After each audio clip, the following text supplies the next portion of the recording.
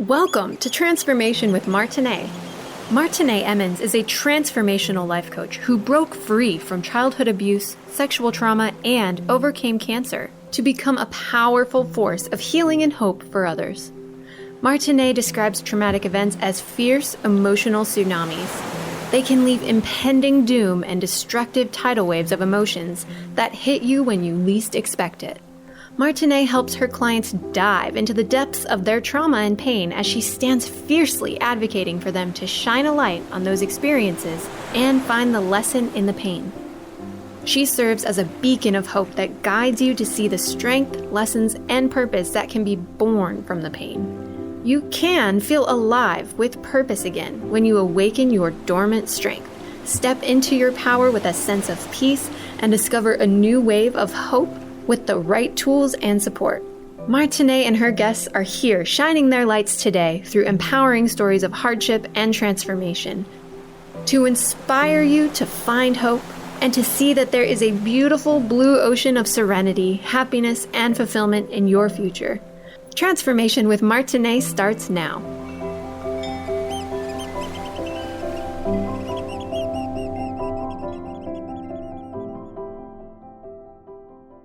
Welcome to my show, Transformation with Martine, where we overcome everything and compromise nothing. For those of you that are new, my show is about hope. I firmly believe with all my heart that we can get back up from anything. Emotions. Myself and my guests are all overcomers. They have all overcome. They have gone through huge, tremendous things. And without further ado, I'd like to welcome my guest, Richard Rowland. I'm sorry, and this gets to me every time. Thank you for coming. Please introduce yourself while I get myself together. Martha, it's such a pleasure to be here with you today. I'm looking forward to our chat. Thank you. My name is Richard Rowland. I don't know how far you want me to go with an introduction. Oh, please just introduce your wonderful self. I'm a two-tour veteran of the Vietnam War. I'm a 28-year retired veteran of law enforcement, retiring from the state police in Kentucky as a sergeant after 28 years in law enforcement. I owned my own business for 20 years. So I started a boarding and training facility for horses in the central area of Kentucky, and did that successfully for a while. Mm-hmm. And then got a curveball that I couldn't hit. So, life changed. Yes. I currently live in Maine. Part of the year, I travel back and forth between Kentucky and Maine. My son's still down there. We came up here to take care of my wife's folks. So that's the quick. That's the quick intro. Okay. So, in your book and in our conversations, but in our book, in our conversations, but unspoken messages, you put in your book about being changed after your diagnosis from a hard-headed, seeing black and white person and without the cancer diagnosis, maybe your words continue to muddle through life. I have a really hard time with that. You to me are just the epitome of patience, calm, serenity, spiritual. At what point from your diagnosis and into your journey did you become calm, peaceful, not seeing everything in black and white? It was quite a transition. I remember vividly, probably the very point that happened.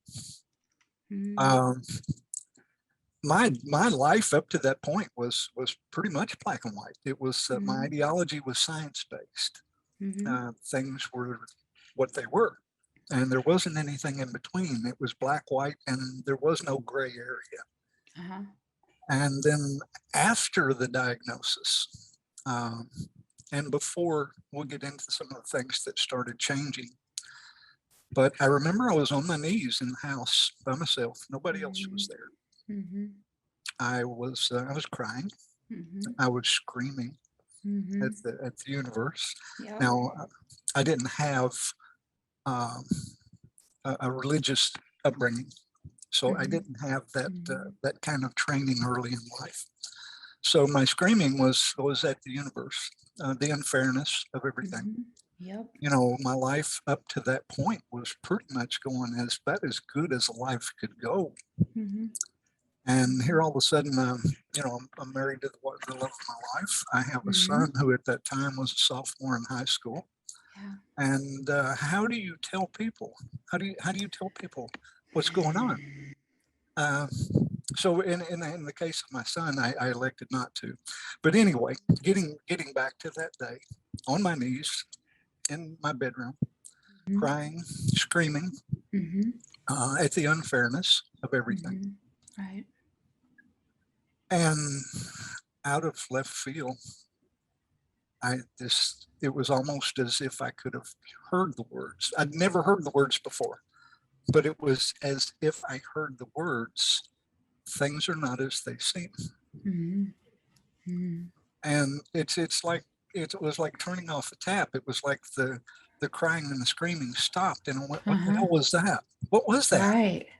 That's not me. That's not my words. Mm-hmm. Where did that come from? Where did that thought, what's going on? Right. And shortly after that, life really started changing. It was as if the universe just opened up and said, "Here, we have some things we want to show you." Wow. Because you're not looking at this exactly right. And Right. animals were the catalyst. Of course, I'm surrounded by animals. We're running 20-25 horses a month. We have a couple of dogs. We have, gosh, I've lost track of how many cats we had. Barn cats, farm dogs. Yeah. So you're surrounded, and you're surrounded with wildlife too. Mm-hmm. Things started happening to me completely outside science. You can't explain what this is. Yeah. This, you know, I'm sitting here in my old mind going, this can't happen. Mm-hmm. Mm-hmm. This simply can't happen. Right. But it did. And the things that I witnessed, and as I said, with animals as the catalyst, just beyond bizarre. Right. And it really woke me up. Had it just been one thing, maybe it wouldn't have happened the way that it did, but it was almost rapid fire. Here, look at this. Here, you're done looking at that. We want you to look at this. Right. And then you start looking at things differently. And you see the things that you didn't realize before. Right. You know, isn't it like we talk about my coaching community sometimes? Some of us, like me, need a ton of bricks dropped over our heads to really like, okay, one more kick. Okay, another one, boom, you know, until you finally get it. I am one of those too. Yeah. And I guess you were as well. We needed those kicks. Yeah, we did. And you know, in Unspoken Messages, the first book that I wrote, we'll get into that a little bit, but the first story in that book, the front of the book, there's 10 things that happened to me. And it's still to this day, I get goosebumps when I think about what happened. Right. And I wasn't alone. There were other people there. There were other people that witnessed this too. So they're kind of lucky because I was in school. It was if the universe is saying, okay, you're in school, you're in class, we want you to see this. But the other people got to see it too. So, and it was life-changing. It was life-changing. And then you have to sit down and write that stuff down. Right. I think the onus of a writer is to keep the story alive. And I didn't, these stories were too important to me. I wanted to keep them alive. So I started out writing them down. The who, what, why, where, when, all of that. Yeah. And I let people read them, and the encouragement that I got encouraged me to continue on and keep telling the story, keep the story alive. So that's how the first book came to be. Wow. It was very That's so cathartic. powerful. Right.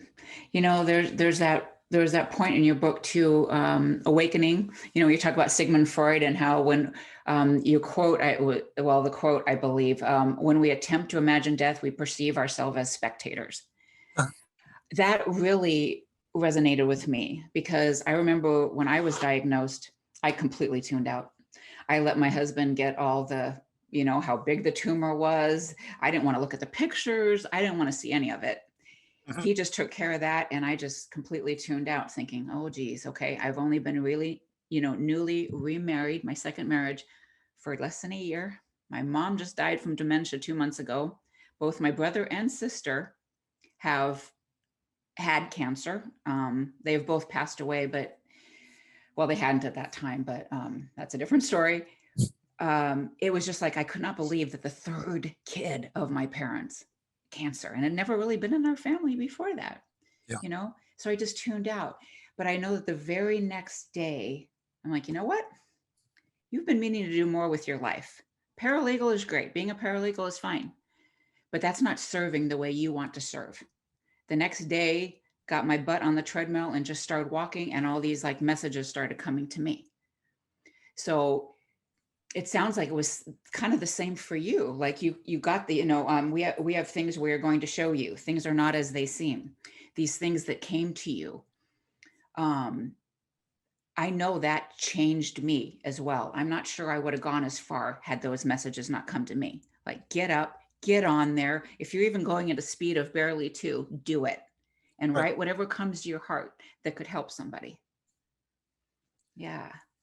I think that was the intent behind the first book. You know, people ask me how many books I've sold or is it a bestseller? You really get some funny questions sometimes. Yeah. I think I wanted to reach that one person. I think I needed to tell the story, but I needed to reach that one person that needed to read it. And I've done that many times over. I get letters, I get emails, I get texts from people who have read it, who have enjoyed it, who the book has changed the way they look at things. Right. And that was the intent. This is not about making money. Money's got very little to do with it. It's got to do with helping people. Absolutely. And on your intro, you mentioned a word. I want to show you something. I can get to it.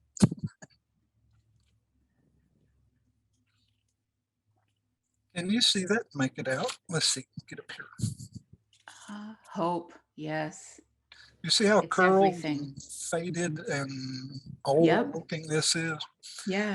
That's because I wrote this word when I was diagnosed on this piece of paper when I was diagnosed, and stuck it to this is its third computer now. It's been on because hope was stolen.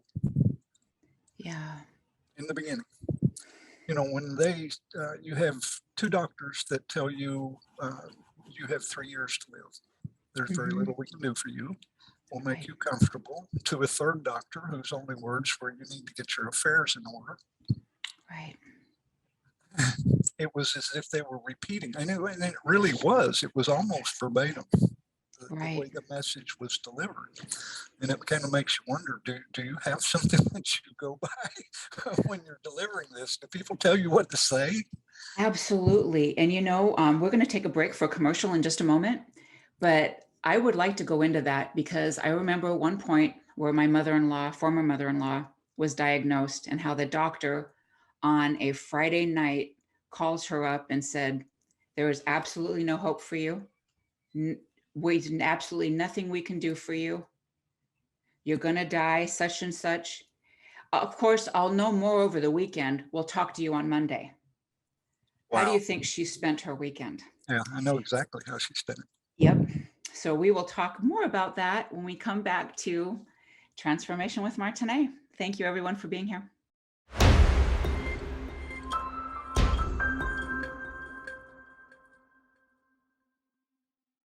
Welcome back, everyone, to Transformation with Martine, where we overcome everything and compromise nothing. My guest today is Richard Rowland. And Richard, I forgot before we broke for a commercial, where can people find you and your books? Both. Well, as I said, I'm in Maine, but I'm active on social media. So I try to stay active on Facebook under my name. I also stay active on Instagram and a few other things. I write a blog. I don't like the word blog. I write stories. Awesome. Blog's That's a good. little too impersonal for me. I love stories because it's such a warm word. But at richarddrowlandbooks.com, and there are a lot of stories there to read. So I'm easy to find. The books are available anywhere retail books. I mean, Amazon obviously always sells the most, but Right. Barnes and Noble, BAM, there's like 14 different regional bookstores that sell. Wonderful. Well, I encourage all of you to pick up his books. The one I've read completely is Unspoken Messages. It is fabulous. I even got my little doggy ears of things that I want to remember. And then he also, his newest one is A Glimpse Behind the Veil, which I haven't gotten into as much lately. I wanted to complete and talk about Unspoken Messages on this podcast. So when we left for break, we were talking about hope and how our doctors could either breathe life into us or not.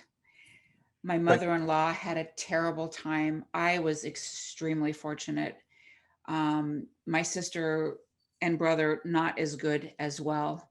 And Richard, what was your experience? Because I know you talk about, doctors that encourage you to be hopeful. And then you being a partner in your health, you've got to be an advocate for you. You can't just put it into their hands. No, you can't. You have, I probably get rude in some places because I don't like people telling me what they don't know. Right. And when you start off telling somebody that they have 3 years to live, you don't really know that. I don't have an expiration date. I don't have a tag behind my neck that tells you when I'm not going to be here any longer. So it was so frustrating in the beginning to have 2 different doctors tell me the same thing, almost verbatim, and then a third, even worse, just telling me to get my affairs in order. It made me angry. And the anger was exactly what I needed at the time. I needed that. I needed to let go of a lot of things, but the anger actually helped, and it stayed around quite a while, because I don't believe you should be given unsolicited prognoses about life and death. If you're going to, I think it needs to be fueled also with the possibilities of it not ending that way. Because when I started doing my research on myeloma, which is the cancer that I'm diagnosed with, I found people that were living much longer than 3 years. Right. I found people, after a lot of work, I found people that were living 17 and 18 years. And I'm going, oh, wait a minute. They just told me that I was going to die in 3 years. And I was able to contact some of these people who are still living today, still. And I see an unsolicited prognosis as a seed that they are planting, and that your fear is going to tend. And how many people, Martine, in your life have you known that were told they had 6 months to live, who died in 6 months, or 1 year, or 6 weeks? The seed's planted, and if you tend that seed, that's going to happen. That's what's going to take place.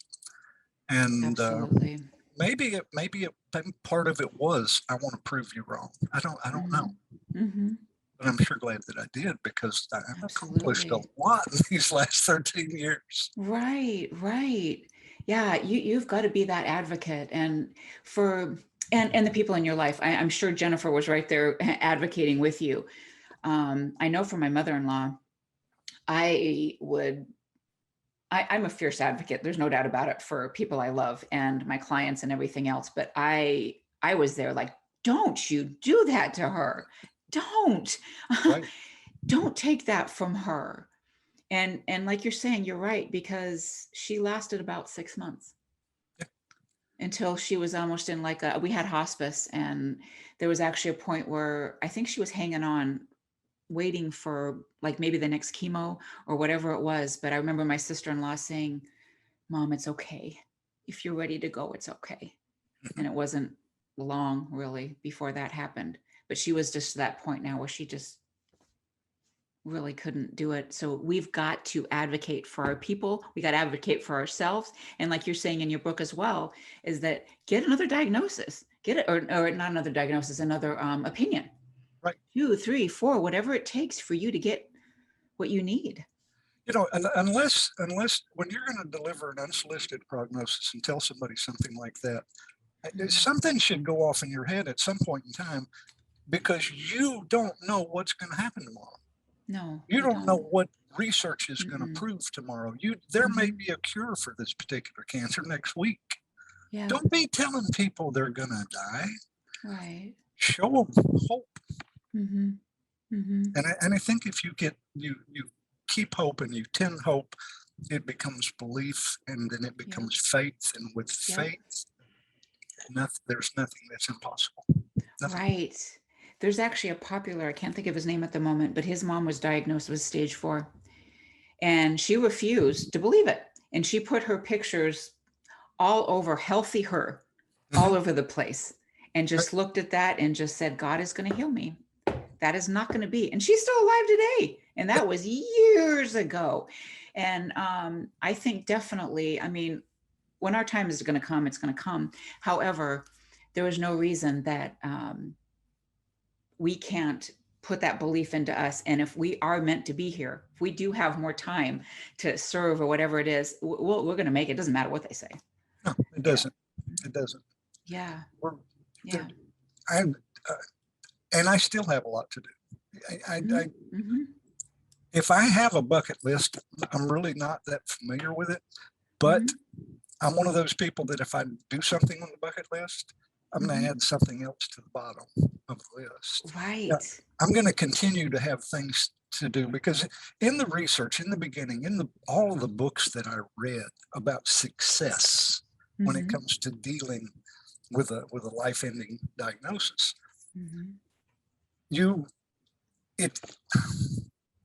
it's where you put your mind. There's just all kinds of things you can do by staying positive. Absolutely. And I believe once you reach the point of absolute belief in something, talking absolute belief, not an atom of doubt. Yes. Then that's what's going to happen. The universe is going to make sure that's what happens, because you believe it. There's no doubt. The universe conspires with us. Absolutely, right? Every day. You have to be careful what you say, because it's listening. I know. That means talking positive to ourselves too, because our bodies, our mind, our soul, there is listening. Right. So I want to give everybody an opportunity, as we had talked about this before, to call in and ask you questions. Plus, we had talked about a book to give away to the first and third caller. Sure. I think we had talked about. Okay, sounds good. Okay, so anybody who wants to call in, the number is 800-930-2819. And you can call in and ask us any questions that you like. And we have an awesome book giveaway. And when we come back, we are going to talk about, well, I'd like to talk about animals for one, and how they have an innate natural ability to sense things about us. Right. And how they are absolutely intuitive. And this is not something I knew of until I got my little dog. My my mom was of the type, which sounds so kind of funny now, that really people and animals should be separate. They should be outside, not inside with us. So I wasn't allowed as a kid. But then when my children wanted, I want to say it was 2008. So my son was probably about 3. 3, something like that. And all 3 wanted a dog. And I'm like, I've always wanted myself, and I have learned so much, even just about myself and and the unconditional love and the intuitiveness that they have. So I'd love to dive into that, and also about psychics and communication and how much more in the universe there really is than we are, well, privy to, unless we open up that awareness. Right. Sounds like some good things to talk about. All right. All right. Well, thank you, everyone. And we will see you back real soon.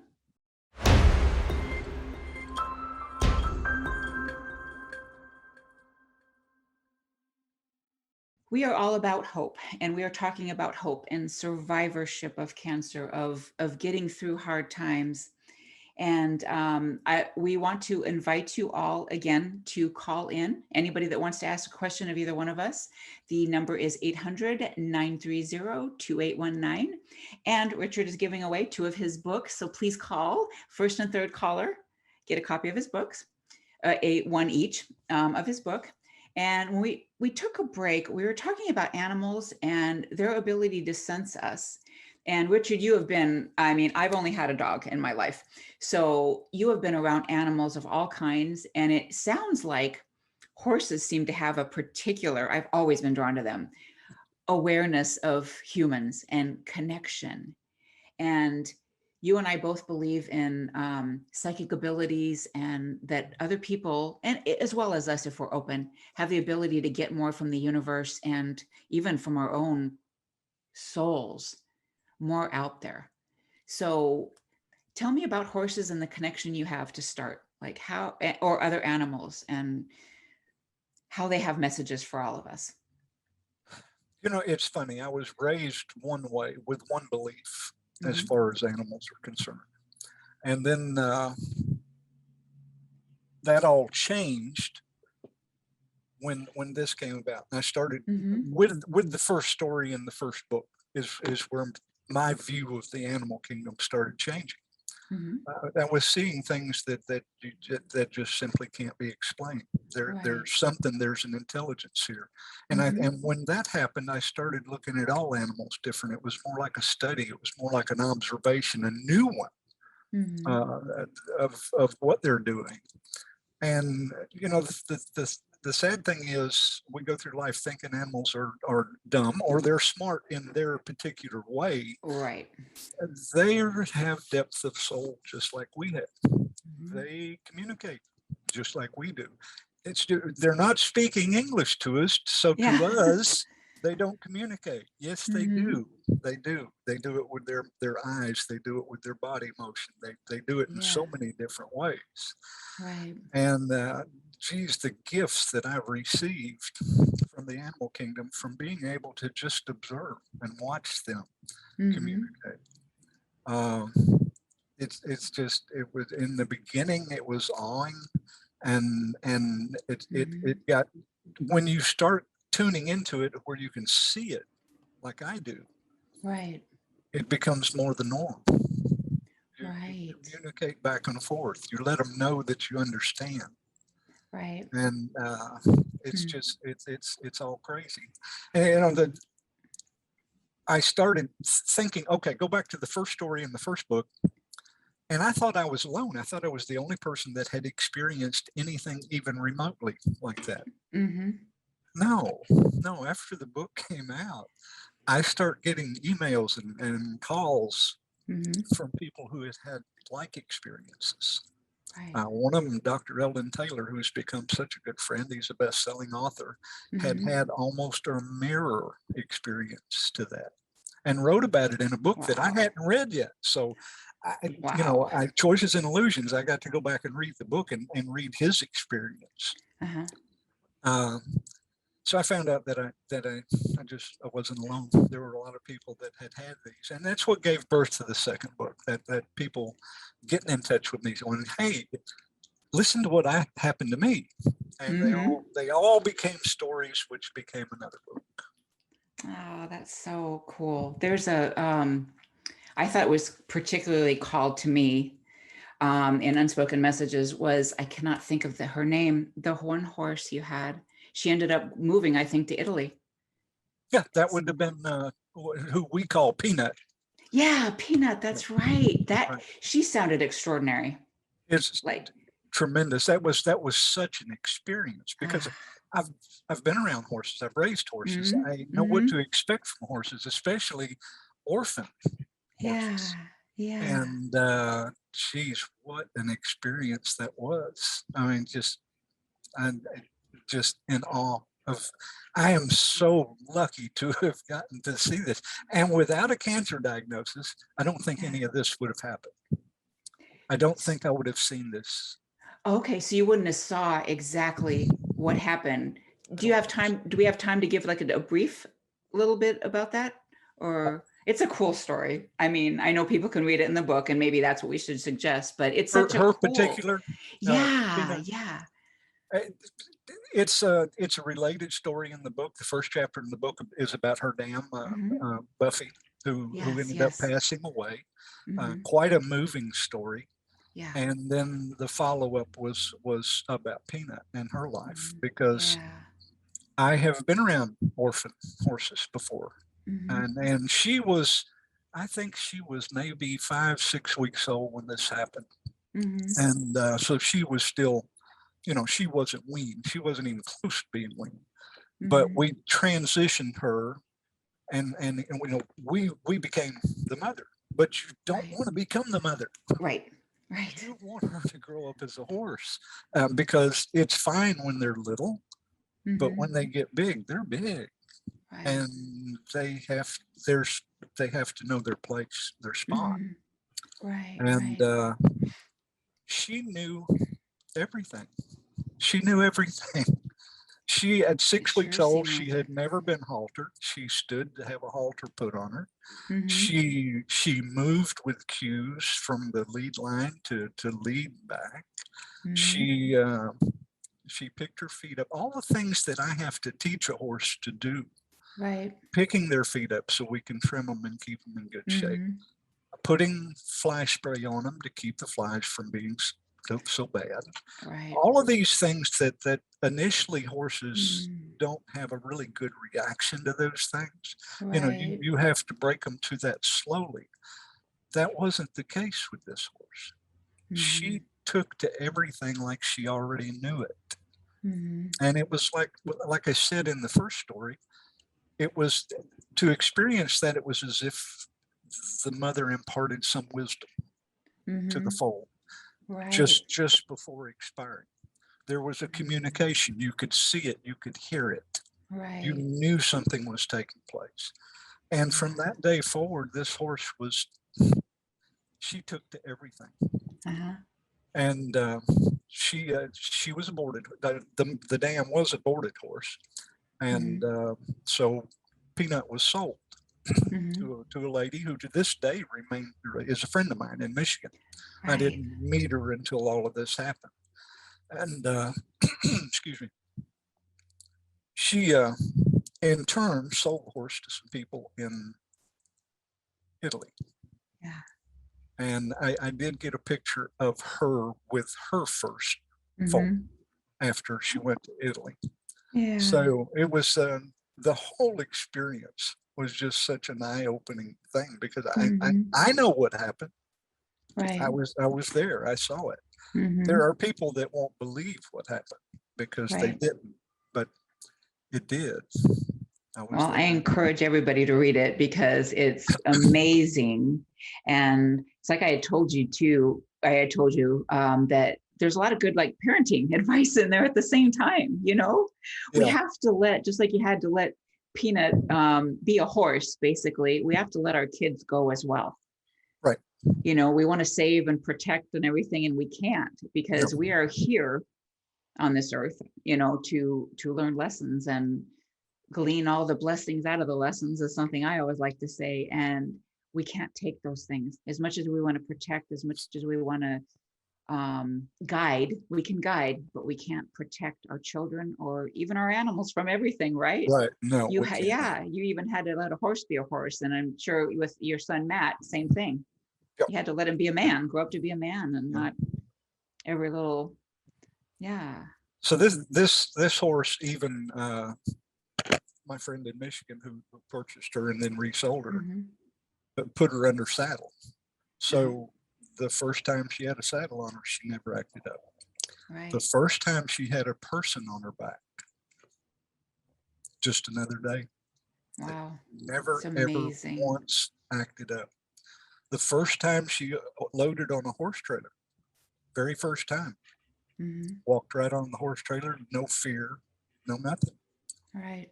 Something took place the night that her mother died, something.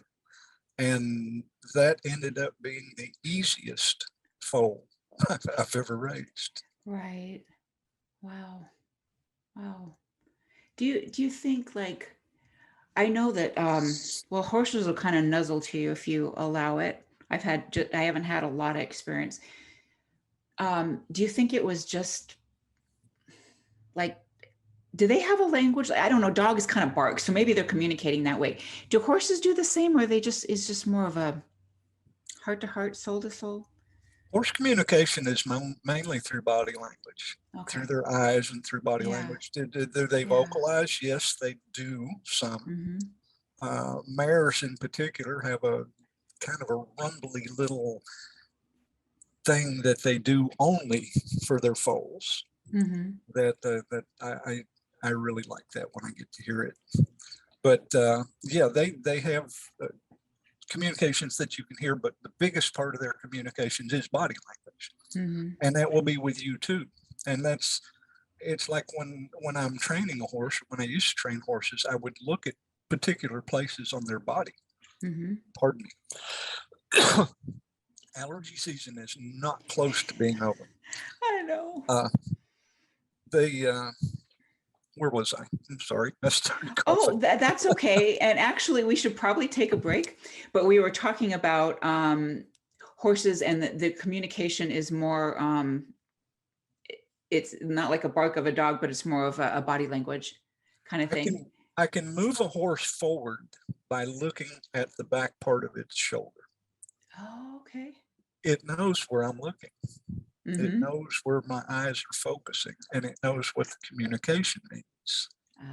And when I'm working with a horse and I can see them drop their head almost to the ground, I can see them move their lips, I can see their tongue come out, licking and chewing, I know what they're saying now. I didn't know that before. So that yeah, is amazing. They have a way of communicating with us. That's amazing. All right. So we are going to take a break. And Richard, how about before we go again, where can everybody find you? Facebook, Richard D. Rowland author. I have a personal page with just my name.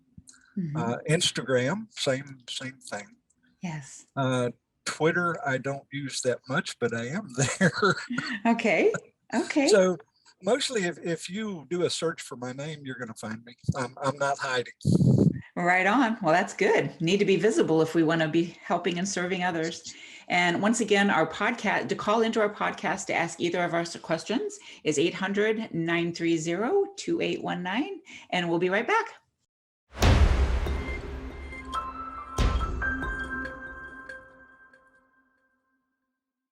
Welcome back, everyone, to Transformation with Martine, where we overcome everything and compromise nothing. My guest today is Richard Rowland, and we've had a great conversation. I want to remind all of you that we have another book to give away, and the number is 800-930-2819. And we are going to come back and talk about, or for the final segment here of our show, we're going to talk about psychics, the abilities that others, including ourselves, if we are open to it, the abilities that we have to get more information from the universe, more information just from our souls itself. And in Richard's book, he talks about being curious of what more there was, especially since he already saw it from his experience with animals, from his diagnosis of myeloma. And he went to see a psychic that he was told was very reputable. Actually, this woman was told, or she had had her tubes tied and actually had a baby 10 months later. So that's pretty phenomenal gift there. So Richard, what would you like to share? What has been your experience with psychics and the abilities in the world that is possible if we care to tune in? it was unbelievable to me.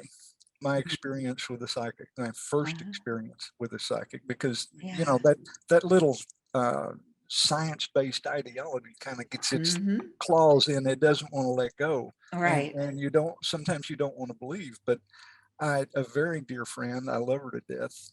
She was one that told me about this particular psychic, and she had 2 kids, yeah, 2 boys, and had her tubes tied. Didn't want any. Yeah. And the psychic told her that she sees a little girl in her life. So, and she told her, she said, no, my tubes are tied. There's going to be no more in my life. Yeah. Yeah. And then she became pregnant and she had a little girl. Mm-hmm. So she told me about this lady, and it was really difficult to get an appointment to go see her. Right. And I did, and didn't know what to expect. Right. And in our conversation, she hit on things that you could not know. You Right. couldn't know this. You couldn't even research it and find it. Right. It was known to family only.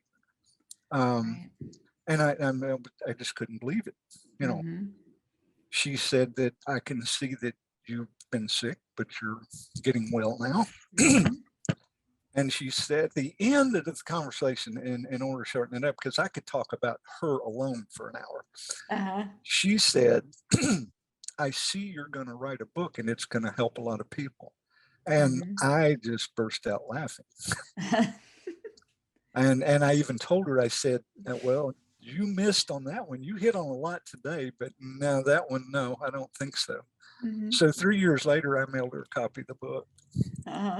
And 6 years later, I sent her the copy of the second book, which she also told me I was going to write, that I didn't know was going to happen. So for her to know some of the things that she knew, I say, for instance, I had a great uncle named Reuben, but I didn't know his name was Reuben. We always called him Ruby. And she said, who is the man in your life named Reuben? No, Ruby. And why does he have that name? So I told her, and she said, he says that you have 2 things in your house that belong to him and to take care of them. And I started thinking, and I have his shaving mug, and I have a 5-board oak bench that he made back in the 1800s. So, yeah. And you can't know that. Right. Right. Oh, man. I mean, I know it, but you have to remind me that I know it. Right. Right. You know, I think that those things in itself brings hope to me. Yep. You know, I have many psychic friends and they're extremely gifted, and I'm so grateful, even when because most of my brother and sister have passed away. And my sister visits one of my friends, Jamie Hearn. She's a great psychic. And she visits her often and gives messages to me. And Jamie always shares those things with me. I find that amazing and fascinating, and gives me a lot of hope that my sister is great in another realm, wherever she happens to be. Right. And I just think it's cool. And I do remember another psychic friend of mine who said that, and I'm not sure what you believe or what you've been told too, that psychics can only see a little bit because of our free will. And we're always changing, you know, our minds and pivoting our paths and all this. So do you think that they can only see a little bit, or like, what do you think on that? I think to get to things that are specific, like they do, I think there's an ability there to see much deeper. I think maybe the more open that they are with what they do, maybe the more they can see. But I'm unsure, because I've only been to that one. Now, I have been to some shows. John Edwards. There's the blonde-headed lady. I'm sorry, Teresa. Yes, I'm familiar. Both. You know who I'm talking about. Yep. I've seen their shows, not just on TV. I've actually gone to their shows. These are some pretty talented, convincing people. No doubt. When you see people absolutely sobbing, they're not actors. This is not an actor. This is somebody that paid for a ticket just like I did. Right. There's more to this than we realize. And we get so caught up in the word coincidence. Hmm.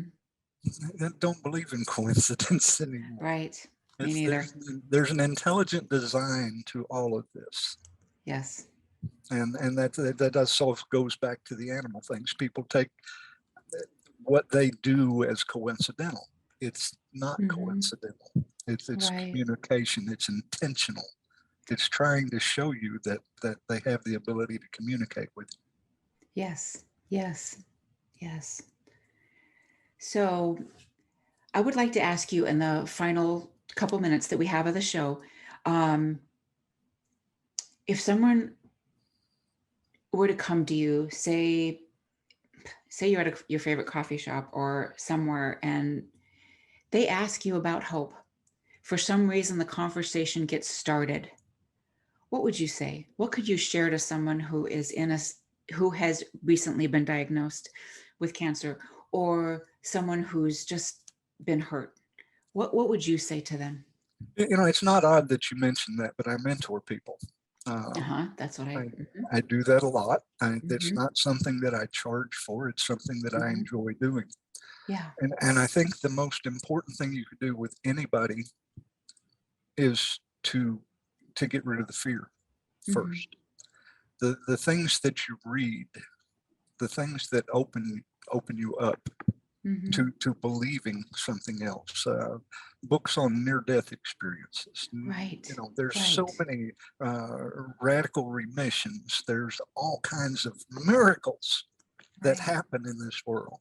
And if you start showing people this, and if you can lessen that fear and get their Mhm. focus away from fear, the most amazing thing happens. They live longer than they're Right. supposed to. They live happier, and they're not afraid of dying, because Right. death is a transition, Martin. Mhm, mhm. It's going from I'm point with A to you. point B. Uh, Mhm. we don't end because the body quits. Right. And if you can get, and I think that's been the key to my longevity with this Mhm. particular disease, is I have no fear of it. Right. Right. Oh, that's good. That's so good.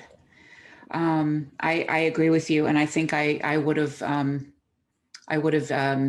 had this not happened to me, I would not have been. I mean, I feel the same way you because of it. So this show has been fabulous, and I know we can talk on and on. But I thank you, everyone. Feel free to reach out to Richard, Richard Rowland.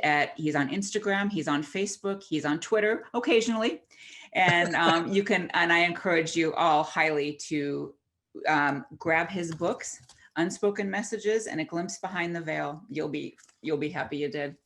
Thank you, everyone, so very much for being here. See you next time. Thank you for listening to Transformation with Martine. Did listening today spark a sense of hope and possibility? Hold on to this feeling and tune in every second and fourth Friday at 10 a.m. Pacific for more inspiring conversations with Martine and her guests. They will show you there is hope, and you are right where you need to be. Martine is dedicated to supporting you right where you are while launching you towards promise, passion, and possibility that leads to the fulfilled life your heart aches for. If you're tired of being stuck, schedule a complimentary consultation with Martine and get on the exciting path towards the life you want to be living. Visit martineemmons.com and make your appointment today.